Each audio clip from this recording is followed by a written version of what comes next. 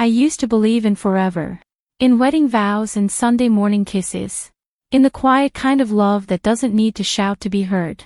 For 15 years, I was Jessica Monroe, the devoted wife, the one who ironed shirts at 6 a.m. without complaint, who smiled at dinner parties even when I was dead tired, who built a life around the man I thought I knew better than anyone. Michael Monroe. My husband. My partner. My best friend, or so I believed. We met in college. He was charming, ambitious, always one step ahead of everyone else.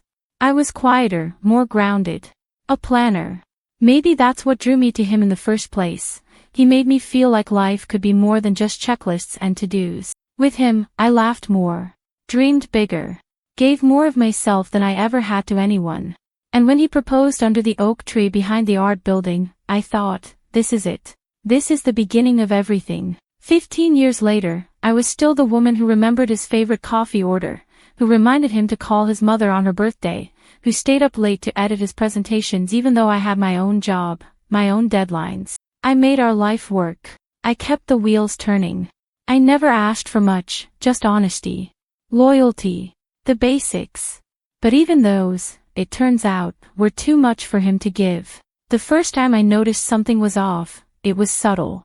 He started taking longer showers, setting his phone face down on the counter, laughing at texts he wouldn't let me see. At first, I told myself I was being paranoid. That after a decade and a half together, things were bound to shift, to change shape. But the change wasn't just in him, it was in me. I stopped sleeping through the night. I caught myself rehearsing questions in the mirror.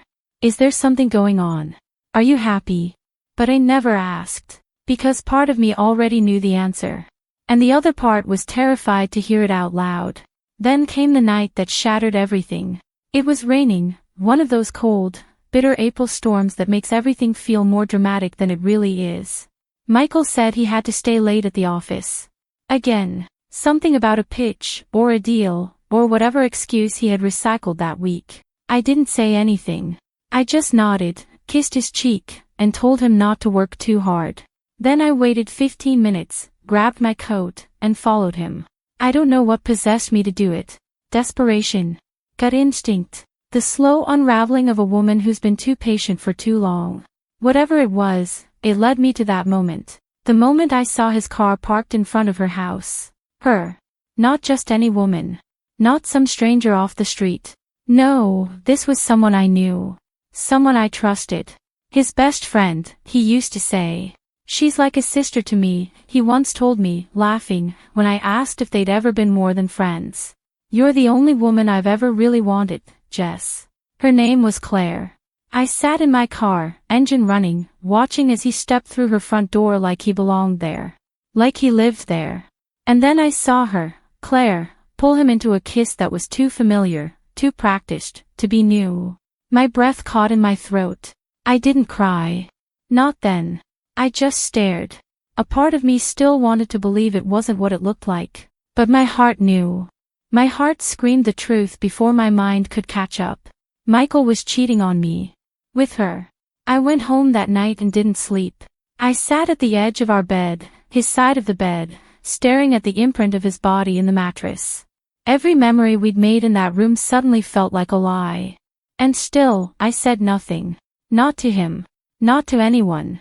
But in my silence, I began to plan. I wasn't going to scream or throw plates or beg for answers. I was going to do something far more dangerous. I was going to make sure he never saw me coming. Because if Michael thought I was just the quiet, perfect wife, he was about to learn how wrong he was. It's a strange thing, realizing that your whole life has been a performance. That every smile, every conversation, every lazy Sunday curled up on the couch was a carefully rehearsed act in a show you didn't know you were starring in. After that night, after I watched Michael walk into Claire's house like he belonged there, something in me snapped, not in a loud, dramatic way, but quietly, like the last click of a lock sliding into place. I didn't confront him. I didn't rage or cry. Instead, I started watching, listening, studying him. And in doing so, I began to unlearn every truth I had ever believed about my marriage. He came home late that night. Said the meeting ran long. His shirt was wrinkled and untucked. I nodded, offered him a plate of dinner I had no intention of eating, and sat across from him, pretending to be the same woman he'd always known. The perfect wife. But I wasn't her anymore. Not really. I was a shell wearing her skin, and beneath it, I was building something stronger, something far more dangerous. Revenge, I've learned, doesn't always come with fire and fury. Sometimes, it comes dressed in patience and silence. And I had both. The first thing I did was hire a private investigator. Quietly, discreetly. A friend of a friend. A woman named Lila who specialized in uncovering what others tried so hard to hide. She didn't ask many questions, just handed me a form and a payment slip. "You sure you're ready for what I might find?" she asked. I didn't hesitate. "I already know the truth," I said. "I just need the evidence." A week later, she delivered. Photos. Time-stamped. Clear. Michael and Claire, at her home, at a hotel, even leaving his office together late at night, laughing like two people who had never once considered the trail they were leaving behind. I stared at those pictures for hours. Not because I needed proof, but because I wanted to remember how it felt. To remember the weight of betrayal. I didn't want to forget. Not ever.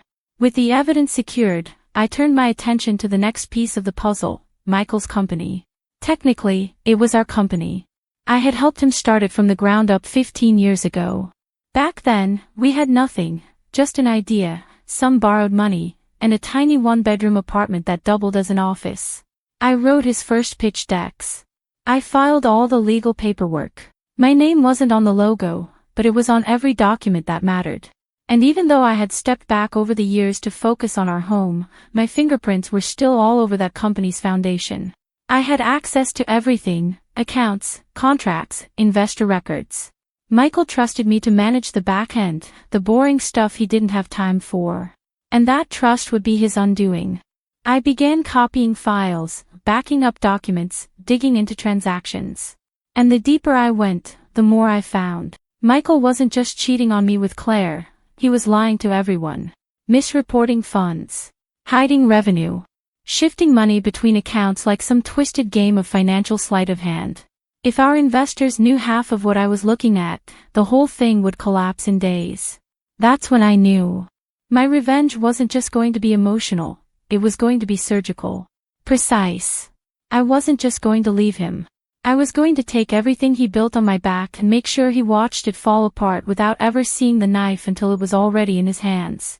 I didn't sleep much during those weeks. I would lie beside him at night, feeling his breath warm against my neck, wondering how many lies it took to become that comfortable. I thought about Claire. About the way she hugged me at our last dinner party. About the way she complimented my dress and laughed at my jokes like she wasn't stabbing me in the back. The betrayal wasn't just physical, it was personal. Claire had been my friend, too. She had been in our wedding, held my hand after my miscarriage. She had cried with me. Or maybe just pretended to. Maybe she had always wanted him. Maybe she had always seen my life as something she could take for herself if she just waited long enough. I wanted to hate her, but the truth is, I couldn't even feel that. The only thing I felt anymore was purpose. Cold. Sharp. Steady. I started moving money. Carefully. Legally. Into a trust with my name on it. I hired a lawyer, another woman recommended by Lila, someone with teeth and a reputation for annihilating men like Michael in court. We met in secret. I gave her everything. "You've got enough to ruin him," she told me. "Is that what you want?" I nodded.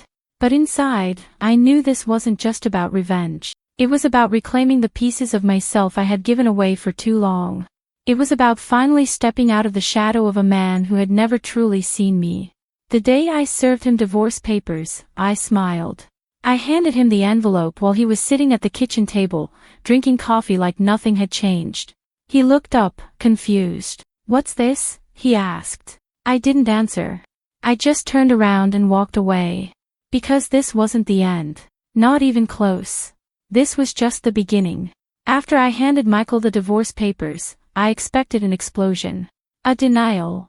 Maybe even a performance. But he didn't say anything right away. He just stared at the envelope like he was trying to make sense of the letters on the page. I watched him from across the room, arms folded, heart racing so loud I could hear it in my ears. For a second, a small, twisted part of me hoped he'd say something, anything, that resembled remorse. That he'd ask me why. That he'd panic and admit the affair. But instead, he looked up and said, "So you finally grew a spine." I felt my face flush, but not from embarrassment, from something deeper. Rage. Not the screaming kind. The cold kind. The kind that tightens your chest and turns your blood into ice. I didn't answer him. I didn't need to. I just picked up my keys and left him sitting there, still pretending he had the upper hand. That was the moment I knew he wasn't afraid. Not yet. He thought this was just a phase. A negotiation. A bluff. He didn't realize I had already moved half our assets into a trust. That I had meetings scheduled with every major investor at his company. That I had a backup plan for every possible reaction. Michael was smart, yes.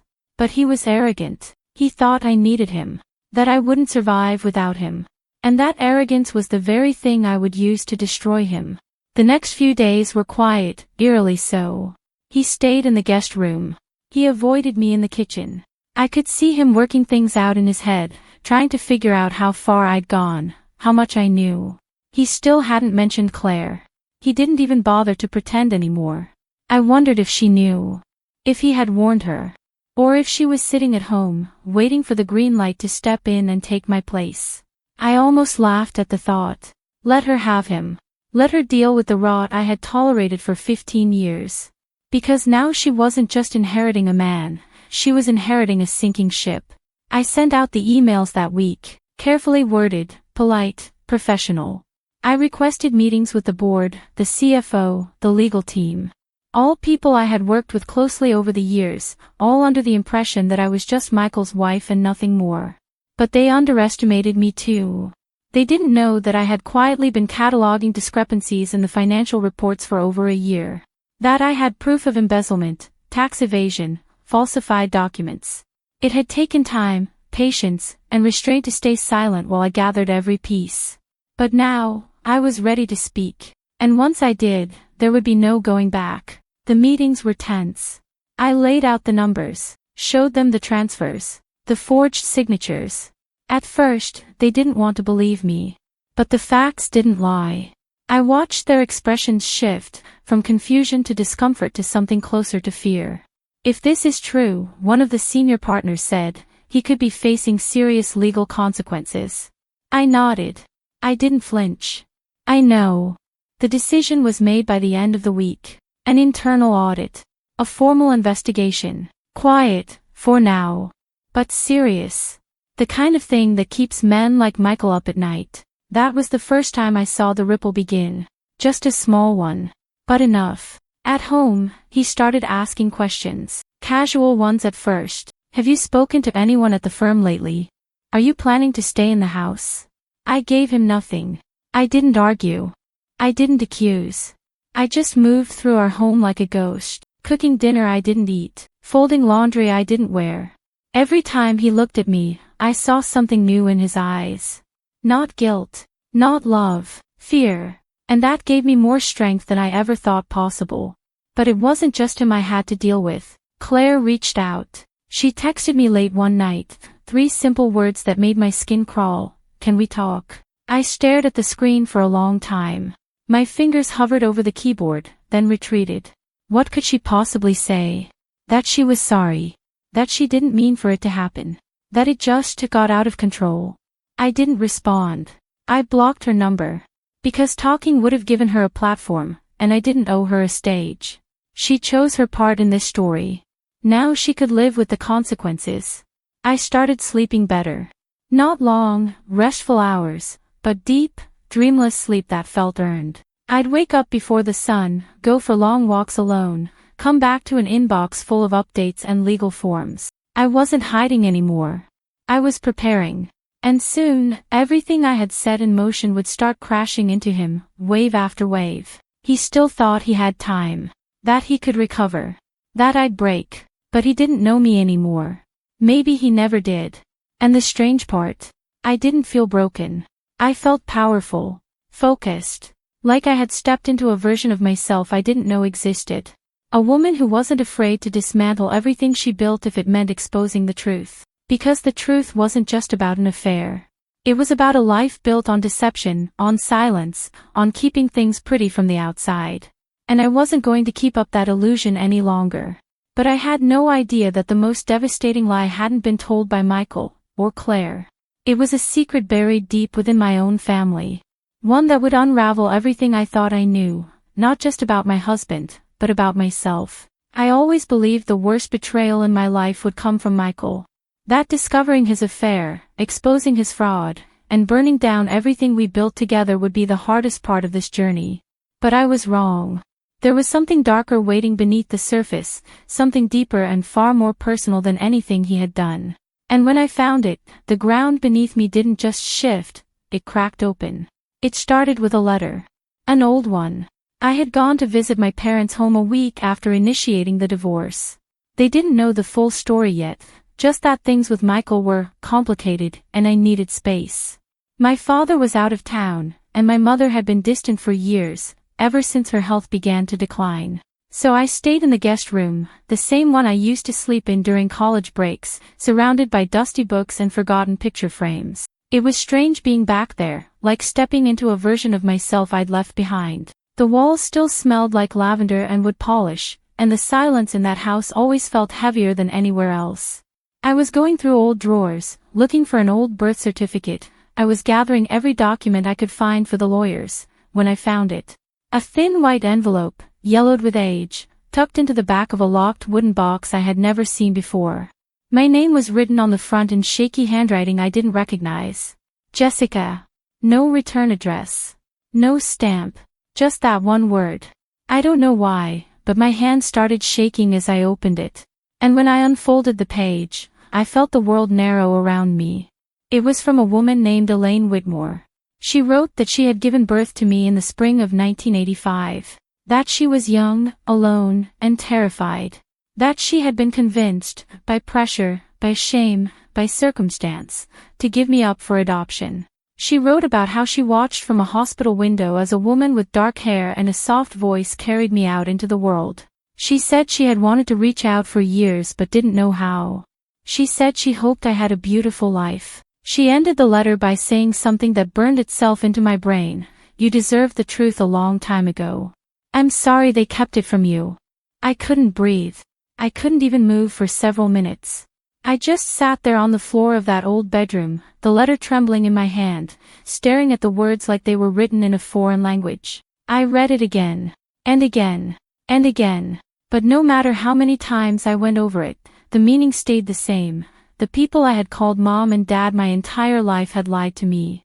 My entire identity, my name, my childhood, the foundation of who I believed I was built on a secret they had never intended to reveal. I didn't confront my mother right away. I couldn't. I needed answers first. Proof. So I started digging. Hospital records. Adoption registries. Old phone numbers. It was like stepping into a different world. And piece by piece, I uncovered the truth. Elaine was real. She lived 2 states away. And she hadn't just written one letter, she had written several over the years. Letters my parents had intercepted and hidden away like shameful memories. I found 5 of them, all dated years apart. All addressed to me. All never sent. When I finally sat across from my mother in the kitchen, I could barely keep my voice steady. Why didn't you tell me? I asked. She looked at me like I'd just spoken in another language. I held up the letters. Her eyes widened, and then she looked away, her lips pressed tight, her hands trembling. We were going to tell you, she whispered. Someday. We didn't know how. You were ours. You are ours. But those words rang hollow. They didn't answer the ache in my chest. They didn't erase the years I'd spent feeling like something inside me didn't quite fit. They didn't make up for the dreams I'd had about a woman I couldn't name, or the way I'd sometimes felt like I didn't fully belong, even when everything looked perfect on the outside. It wasn't just about being adopted. It was about the lie. About the silence. About the years I had spent trusting people who had decided, deliberately, not to trust me with my own truth. And in that moment, I realized something terrifying. The betrayal I felt with Michael didn't start with him. It started long before. My whole life, I had been conditioned to ignore my instincts. To stay quiet. To smile through confusion. To perform. It wasn't just about marriage, it was about identity. I had been molded into someone easy to love, easy to control. And I had never asked why. I left the house that night without saying goodbye. I drove back home in silence, the letter clutched in my coat pocket like a weight I couldn't put down. When I walked into the empty house I used to share with Michael, something inside me had shifted. I no longer felt like a woman unraveling, I felt like a woman rebuilding. Not just from betrayal, but from origin. From the very beginning. And now, I wasn't just fighting for justice.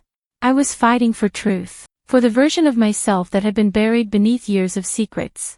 Michael had no idea what was coming. Neither did my family. But I had nothing left to lose. And everything to uncover. The next morning, I stood in front of the mirror for a long time. Not adjusting makeup or fixing my hair, just looking. Trying to see past the woman I had been taught to be. I wasn't Jessica Monroe, the perfect wife anymore. I wasn't even Jessica Monroe, the betrayed woman plotting her revenge. I was someone else now. Someone raw and real, stripped of every illusion and excuse. I saw the daughter of a woman I never knew, the product of secrets I hadn't asked for, and the survivor of a marriage built on lies. But more than anything, I saw someone ready to stop surviving and start acting like she owned her damn story. The next phase of my plan wasn't just about taking Michael down, it was about reclaiming everything he had made me feel small for. All those years he'd talked over me in meetings, smiled condescendingly when I questioned his numbers, handed out praise to the men around me while treating my work like invisible labor. It was time to show the world the truth, not just about our marriage, but about the company we had built together. And the cracks I had quietly tracked for months. They were finally deep enough to split wide open. I met with the board again. This time, I brought not just documents, but a strategy. A way forward that didn't involve Michael at the helm. I showed them the risk he posed, the lawsuits, the press, the investor confidence that would plummet the second his actions went public. I didn't go in with emotion. I went in with control.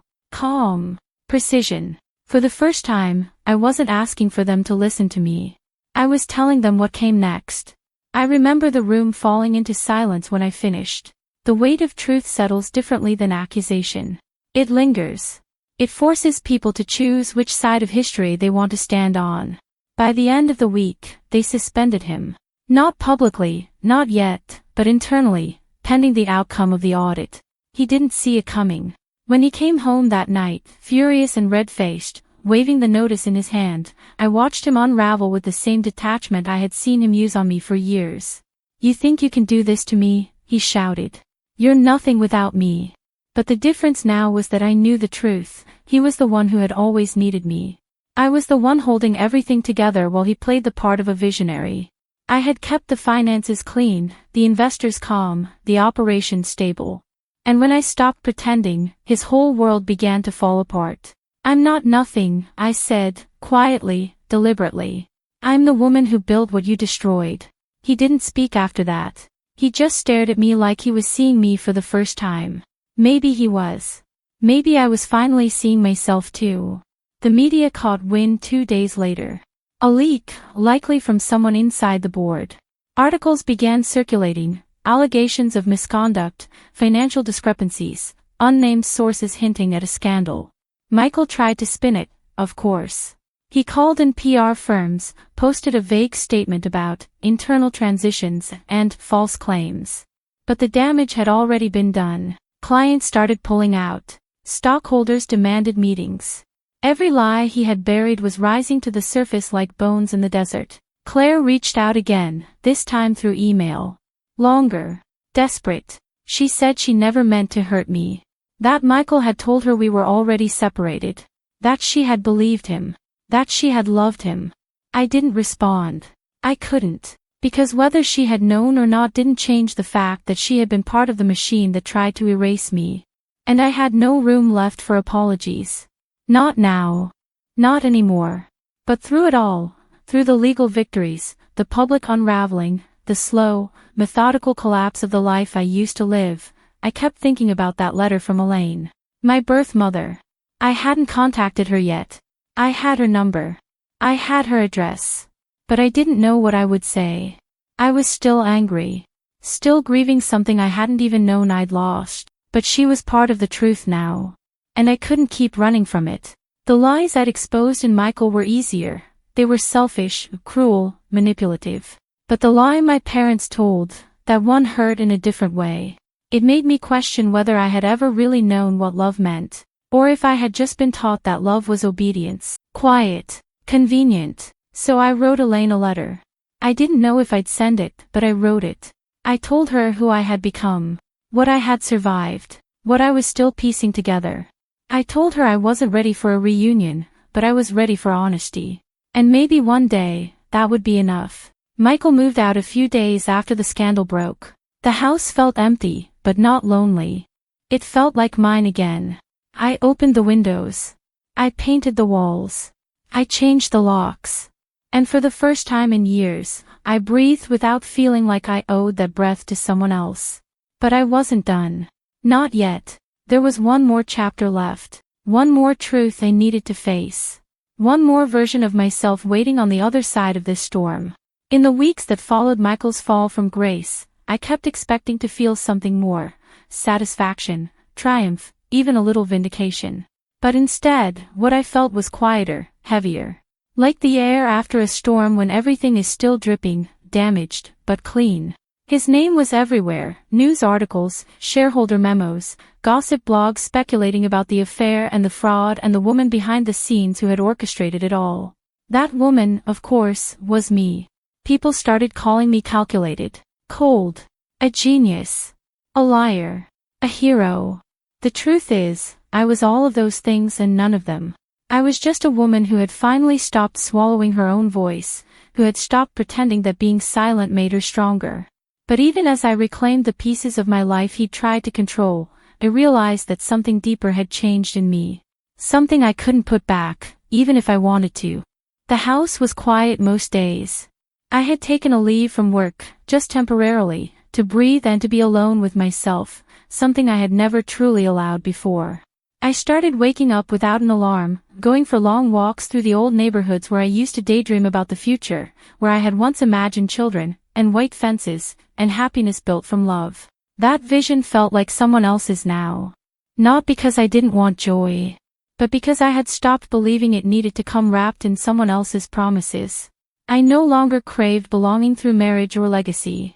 I wanted something more honest than that, belonging to myself. I finally sent the letter to Elaine. I dropped it in the mailbox without thinking too hard, without overanalyzing every sentence. I didn't expect a reply, but a week later, one came. A small envelope, handwritten, with my name on it in the same uneven script as the first. Inside, she thanked me for writing. She said she had never stopped wondering about me. That she was proud of the woman I'd become. That if I ever wanted to talk, really talk, she would be there. I sat with that letter for hours. Not crying, just absorbing. The way a person absorbs the sun after a long, dark winter. I didn't call her right away. But I folded the letter and put it in my drawer. A small piece of something broken that had finally found its place. Michael tried to reach out again. He sent messages through his lawyer. Requests for negotiation, for silence, for dignity. He even sent a personal email, half apology, half threat, reminding me of everything we'd once shared, trying to tug on memories like they were strings he still had the right to pull. I didn't respond. I didn't need to.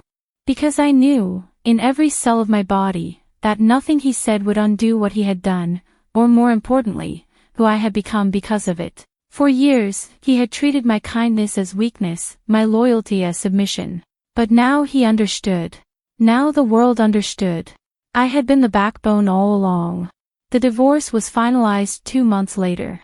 The company, now under new leadership, recovered quickly. I declined a formal role. I didn't want to be part of rebuilding something I had spent so long tearing down.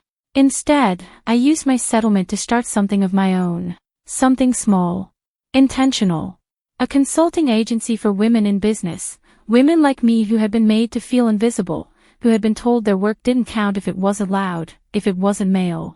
Every client felt like a victory. Every email, every voice, every breakthrough they had reminded me why I had fought so hard in the first place.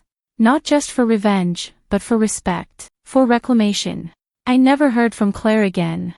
I sometimes wondered if she felt any guilt or if she simply moved on, found someone else to orbit, someone else's life to slide into like a second skin. But it didn't matter. She wasn't the villain of my story. Not really. She was just another woman who had accepted scraps and mistook them for love. I didn't hate her. I just refused to carry her anymore.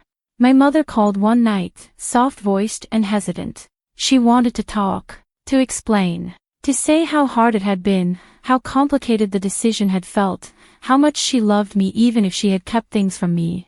I listened. I didn't forgive her, not fully. But I let her speak. And for the first time, I didn't feel like a child seeking approval. I felt like a woman choosing what kind of daughter she wanted to be. And that choice made all the difference. Now, when people ask about what happened, about the divorce, the scandal, the fall, I don't flinch. I don't soften the story to make them comfortable. I tell them the truth. That I was betrayed. That I broke. That I rose. That I became someone I never thought I'd have to be, and someone I'm proud to wake up as every day. Not perfect. Not polished. But powerful in the quietest, most unshakable way. This isn't a story about a wife scorned. It's the story of a woman reclaimed. A woman who looked at the ashes of everything she thought was hers and said, "Now I'll build something better." For the first time, the story is mine. And I am not afraid to write every word of it.